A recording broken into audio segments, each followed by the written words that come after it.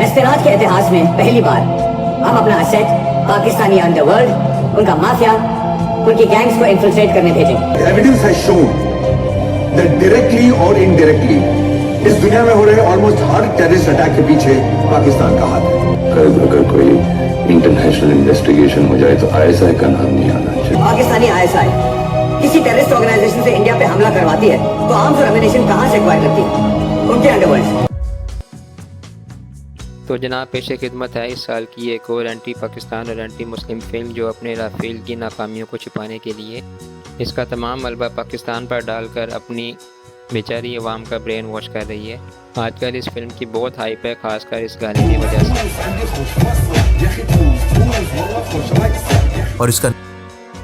और इसका नाम है धुरंधर। जैसा कि आप लोग जानते हैं कि पाकिस्तान की ऑब्सेशन को लेकर पहले ये लोग फिक्शन कहानियाँ बनाया करते थे जिसके अंदर पाकिस्तान को ये तबाह बर्बाद कर देते थे और फिर खुद ही खुशियाँ मनाते रहते थे। फिर इसके बाद इन्होंने हिस्ट्री को तोड़ मरोड़ कर इनको एंटी इस्लामिक और पाकिस्तान मुखालिफ प्रोपेगेंडा के तौर पर इस्तेमाल किया। तो अब हालत ये हो गई है कि धुरंधर जैसी फिल्में पाकिस्तान के एक शहर कराची के ख़ास एरिए को फोकस करते हुए जो कि लियारी का इलाका है उसकी असल कहानी पर बेस करती है, लेकिन सिर्फ 10% असल कहानी पर बेस करने वाली ये फिल्म भी इनकी सिर्फ एक फ़िक्शन कहानी है जो मुकम्मल तौर पर इनकी खुद साख्ता है। अब आप इन इंडियंस की कहानी से फर्दर क्या एक्सपेक्ट कर सकते हैं कि वो अपने आप को धुरंधर खान शो करने के लिए उनके अपने ही मुल्क का रहा का एक एजेंट पाकिस्तान में दाखिल करके नस्ल परस्ती की जो जंग है पाकिस्तान में हो रही है उसके अंदर एंटर हो के उनके सारे टेररिस्ट को ख़त्म करके अपने अंदर बम ब्लास्टिंग की जो साजिश है उनको नाकामयाब करता है और इस तरह से अपने मुल्क को बचाता है। ये इनकी टिपिकल कहानियाँ हैं जो शुरू से चलती आ रही हैं। क्योंकि अगर आप इस फिल्म की कहानी के हिसाब से देखें तो इनका सिर्फ़ और सिर्फ ये ख्याल है कि लियारी पर कब्ज़े का मतलब है कराची पर कब्ज़ा और कराची पर कब्ज़े का मतलब है पूरे पाकिस्तान पर कब्ज़ा। ये अपनी फिल्मों के अंदर अपनी फ़िक्शन कहानियों के अंदर ही पाकिस्तान को हरा भी देते हैं, खुद खुश होते रहते हैं और कहते हैं कि बस पाकिस्तान दुनिया में एक टेररिस्ट कंट्री है और हम बहुत ज़्यादा मनपसंद लोग हैं, जबकि सब लोग जानते हैं कि हकीकत इसके बिल्कुल बरक्स होती है।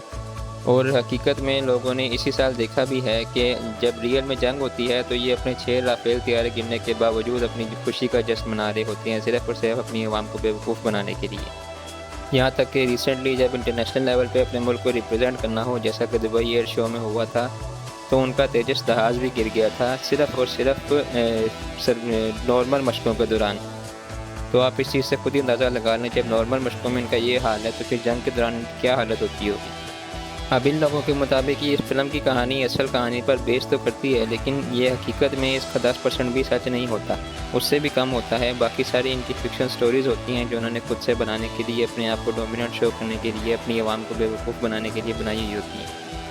इस फिल्म में उन्होंने इस चीज़ को ज़्यादा बढ़ा चढ़ाकर इस तरह दिखाया है कि उन्होंने सिर्फ ये नहीं दिखाया कि पाकिस्तान जो है वो इंडिया में दहशतगर्दी करता है, बल्कि उन्होंने इस चीज़ को ज़्यादा रिप्रेजेंट किया है कि पूरी दुनिया में जहाँ भी दहशतगर्दी हो रही है उसका कहीं ना कहीं से कनेक्शन पाकिस्तान से मिलता है, जो कि बिल्कुल एक गलत अफवाह है, बिल्कुल भी हकीकत पर मबनी नहीं है। और ये शुरू से ही इंडियंस का एक प्रोपेगेंडा रहा है कि इलेक्शन से पहले अपनी आवाम को खौफजदा करना है सिर्फ और सिर्फ मोदी के हक़ में वोट मांगने के लिए, और अगर दोबारा से मोदी की हुकूमत ना आई तो ये मुसलमान तुम्हें तबाह करके रख देंगे, मोदी ही सिर्फ इनको बचा सकता है। क्योंकि अगर इनकी माने तो इनके मुताबिक तो मुसलमानों के घर पैदा होने वाला बच्चा भी खुदकुश जैकेट के साथ ही पैदा होता है।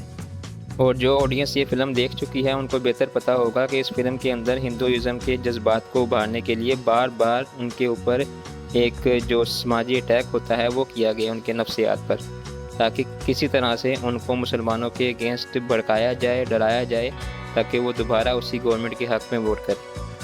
बाकी दोस्तों इस फिल्म में उन्होंने जज्बात, वायलेंस और खौफ का इस कदर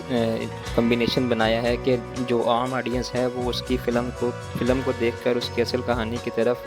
रिसर्च करने का सोचे बिना और इसी की फ़िल्म की कहानी को सच मानकर अपना माइंडसेट बना ले।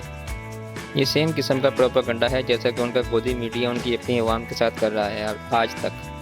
फिल्म की कहानी में एक रहमान डकैत नामी शख्स को दिखाया गया है जो लियारी पर कंट्रोल हासिल करने के लिए किसी भी हद तक जाने को तैयार है। मेन कहानी जो मेन मरकज़ी किरदार है वो एक रॉ एजेंट का दिखाया गया है, लेकिन इस फिल्म की मकबूलियत की मेन वजह एक रहमान डकैत नामी जो बंदा है जो पाकिस्तानी कब्ज़ा माफिया था उसकी वजह से हो रही है। इसकी वजह से, उसके गाने की वजह से फिल्म बहुत ज़्यादा फेम पा रही है। रहमान डकैत जो कि पाकिस्तान के शहर कराची के इलाके लियारी में बहुत बड़ा एक कब्ज़ा माफिया था, اس کے ایک سیاسی اثر و رسوخ ہونے کے ساتھ ساتھ اس کی ایک اپنے علاقے میں عوام میں مقبولیت اتنی زیادہ بڑھ چکی تھی کہ سیاسی لوگوں نے اس کو ختم کرنے کے لیے اسلم نامی ایک انکاؤنٹر اسپیشلسٹ کو اس کے علاقے میں نامینیٹ کیا، جس نے باقاعدہ ایک پلان کے تحت رحمان ڈکیت کا صفایا کیا اس علاقے سے اور اس کو جہنم واصل کیا۔ لیکن اس فلم میں ایک بہت ہی ڈرامائی انداز میں جو را ایجنٹ ہے اس کو اس سارے کا کرتا دھرتا بتایا گیا ہے، جو کہ بالکل بھی حقیقت پر مبنی نہیں ہے۔ فلم میں 1971 میں پاکستان کے حالات خراب ہونے کا بھی دکھایا گیا ہے کہ اس وقت ضیاء الحق جو ہیں وہ صدر پاکستان تھے، جبکہ حقیقت میں 1971 میں ضیاء الحق اس سیاست میں بالکل بھی نہیں تھے، وہ ایک فوج میں ہی تھے، ایک نارمل اپنے عہدے پر۔ لیکن فلم میں کہانی کو اس طرح سے توڑ مروڑ کر اپنی انداز میں اپنی فیور میں پیش کیا گیا ہے کہ عام آڈینس والا دیکھ کر اس کو فردر ریسرچ کرنے کے بارے میں سوچتا بھی نہیں ہے۔ اس میں انہوں نے یہ بھی بہت زیادہ دکھایا گیا ہے کہ ان کا ایک جو نقلی جاسوس جس کا نام حمزہ ہے وہ پاکستانی تمام اداروں کو بیوقوف بنا کر پاکستان میں داخل ہونے میں کامیاب ہو جاتا ہے،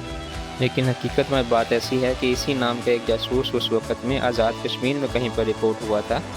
اور جس کا کراچی میں کہیں پر نام و نشان بھی نہیں تھا۔ لیاری کے ان تمام گینگسٹر کو صاف کرنے کا سہرا اس وقت کے SSP چودھری اسلم کو جاتا ہے،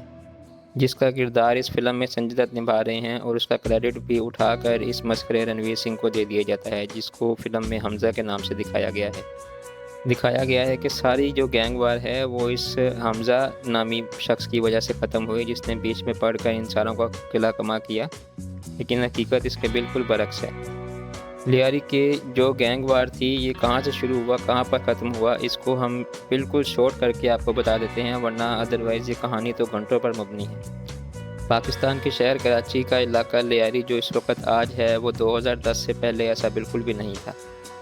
دراصل ہوا کچھ یوں کہ 1970s اور 1980s کے بیچ کراچی جو ہے وہ بہت تیزی سے پھیل رہا تھا، جو کہ ایک غریب لیکن سیاسی طور پر بہت ایکٹیو علاقہ تھا۔ یہاں پر بہت سارے مسئلے تھے جیسے بے روزگاری، تعلیم کی کمی، بنیادی ضروریات کی کمی، اور نوجوانوں کے پاس کوئی کاروبار نہیں تھا، اور اسی گیپ کی وجہ سے وہاں کے نوجوان اور مقامی گینگ آپس میں طاقتور ہوتے گئے۔ ان گینگز کو ہر قسم کی پولیٹیکل حمایت حاصل تھی اور لیاری پر قبضے کے لیے یہ ہر وقت آپس میں لڑتے رہتے تھے۔ آہستہ آہستہ 1990 کی دہائی کا وقت آیا جب یہ گینگ آپس میں اتنے طاقتور ہو گئے کہ سیاست اور پولیٹیکل معاملات میں مداخلت بھی کرنے لگے۔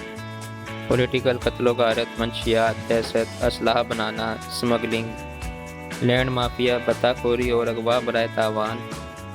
وغیرہ ان کے بزنس بن گئے۔ سال 2000 آتے آتے یہ ایک لڑائی بن گئی اور ہر بطا خور، ہر گینگ لیڈر یہ چاہتا تھا کہ لیاری جو ہے وہ پورے کا پورا اس کے اپنے قبضے میں آ جائے، کیونکہ اس علاقے میں جرائم کے لیے کمائی بڑھ رہی تھی اور اس علاقے میں مقابلے جو ہیں وہ بہت سخت ہونے لگے آپس میں۔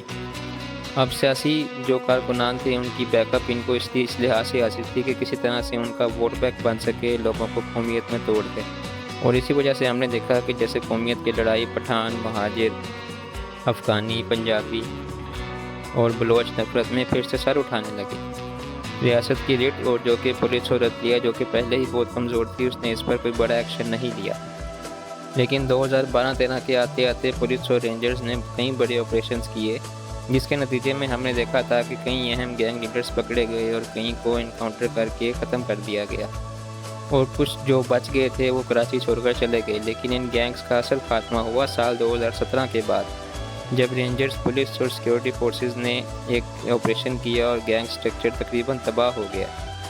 ان کے آپس میں کنیکشنز پوری طرح سے کٹ گئے اور جو باہر بیٹھے ان کو سپورٹ کر رہے تھے وہ کچھ بھی نہیں کر سکتے تھے۔ اور پھر لیاری کے لوگوں نے وہ بھی دیکھا کہ لیاری کے اندر اسلحہ اور ٹارگٹ کلنگ اور بطا خوری بالکل ختم ہو گئی۔ اس کے بعد اس علاقے میں کھیل، تعلیم اور سیف سٹیز پر توجہ دینا شروع کی گئی اور علاقے کی بہتری کی طرف زیادہ فوکس ہونے لگا۔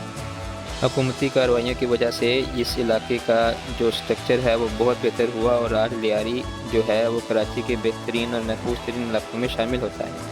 اور آج کے دور میں یہاں سے باکسنگ، فٹ بال کے بہت بڑے بڑے ٹیلنٹ دنیا کے سامنے آ رہے ہیں۔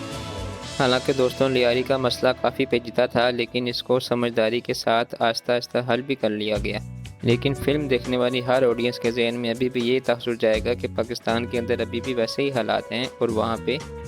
کہ لوگ اسی طرح کی زندگی گزارنے پر مجبور ہیں۔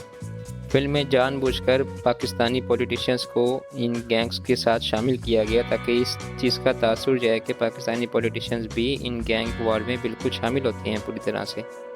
ایک آرمی کے میجر اور ISI کو بھی اس میں شامل کیا گیا تاکہ یہ تاثر جائے کہ پاکستان کی فوج بھی اس کے اندر پوری طرح سے شامل ہے، یعنی کہ ایک پوری پروپیگنڈا فلم جس کو آپ دھرندر نہیں بلکہ بلنڈر کہہ سکتے ہیں،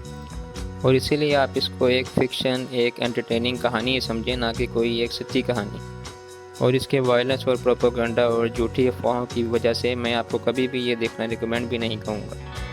باقی آپ اس کے بارے میں کیا سوچتے ہیں، اپنی قیمتی رائے کا اظہار ہمارے کمنٹ سیکشن میں ضرور کیجیے گا۔ Thanks for watching this video.